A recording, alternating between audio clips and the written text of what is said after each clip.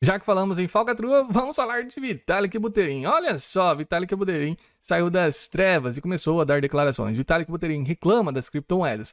Perdi Bitcoin e Ethereum.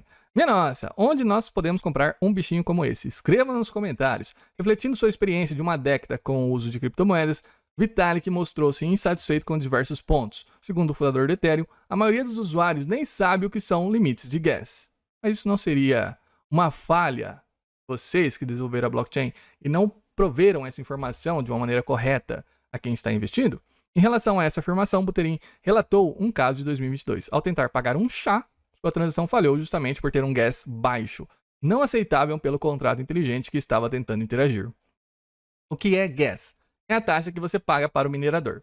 Quando você está utilizando a rede do Ethereum, existe uma competição para ver quem coloca a transação primeiro dentro do bloco. Você pode ter feito a transação em primeiro lugar, mas o que conta é a taxa que você vai pagar para o minerador.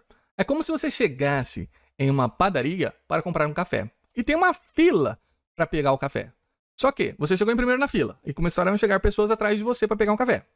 Só que o garçom de dentro dessa padaria diz o seguinte: eu trago café para você.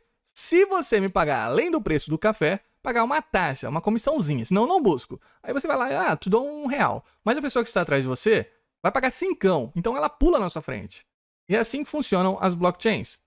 Por ter um espaço limitado dentro do bloco, existe uma competição para ver quem realiza a transação primeiro. E o gas é isso, é a taxa que você paga ao minerador. Gas de gasolina, é como se fosse uma gasolina para que funcione aquela blockchain, quando você quiser rodar o seu aplicativo. E aí ele foi pagar, ele colocou um gas muito baixo, e o contrato inteligente não aceitou e ele perdeu dinheirinhos. Nem mesmo seu amplo conhecimento no assunto conseguiu fazer com que a transação funcionasse. Em uma segunda tentativa, o fundador do Ethereum conta que uma falha na carteira o impediu de alterar tal valor. Então, além de não ter funcionado, porque falhou a interação com o aplicativo, depois a carteira ainda falhou. Ethereum. Então, corrija toda essa circunstância que você está falando aí, esses problemas. Ainda não é fácil lidar com criptomoedas no dia a dia, diz o fundador do Ethereum. Ainda estamos desbravando o mato.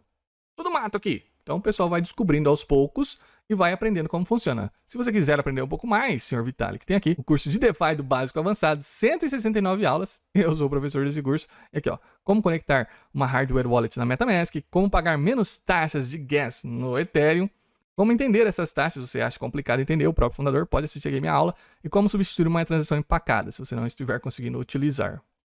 Curso DeFi do básico avançado, link na descrição. Voltando aqui.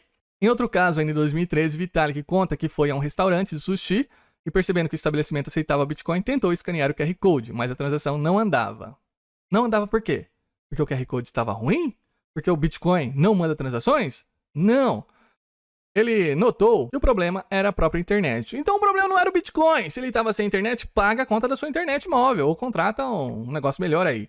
E ele teve que caminhar mais de 50 metros em direção a encontrar um Wi-Fi por aí. Aí ele conseguiu realizar a transação. Minha nossa, hein? Minha nossa. Esse bichinho, ele é amarrado. O cara não consegue sobreviver na rua se soltar ele 10 minutos. Como solução, ele sugere que seja adotada NFC, sigla inglesa para comunicação de campo de proximidade. Quando você tem uma tecnologia NFC, uma YubiKey, como essa aqui, ó, tem essa tecnologia, ó, tecnologia NFC, por proximidade. Então você vai realizar alguma coisa, coloca atrás do seu celular para habilitar. É interessante, é uma comunicação por campo de proximidade. Então desenvolva isso daí, não fica reclamando para as pessoas que não entendem nada.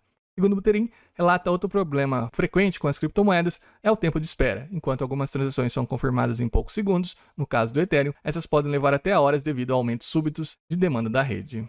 Isso é o problema de utilizar tudo em uma primeira camada. O Ethereum quer fazer tudo na primeira camada. Então as transações ficam gigantescas. E aí, com o congestionamento de pessoas querendo colocar transações e mais transações, existe uma grande demanda, o bloco é pequeno, então as transações vão ficando caras e vão ficando cada vez mais demoradas. E se você estiver tentando fazer um swap, aí piorou, né?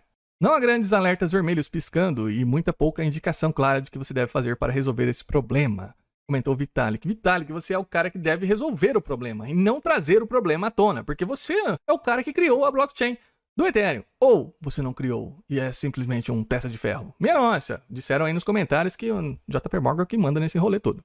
Mesmo para um especialista que sabe que nesse caso você deve acelerar a transação publicando uma nova com dados idênticos, mas com uma taxa base máxima mais alta, geralmente não fica claro onde está o botão para fazer isso. Não estou entendendo muito bem as reclamações dele. Ele está reclamando que o que ele fez não é claro de ser entendido. Então, conserte, não fique reclamando. Portanto, se nem o criador do Ethereum acha fácil realizar um pagamento em sua própria criptomoeda, quem dirá usuários comuns que estão acostumados com métodos mais amigáveis.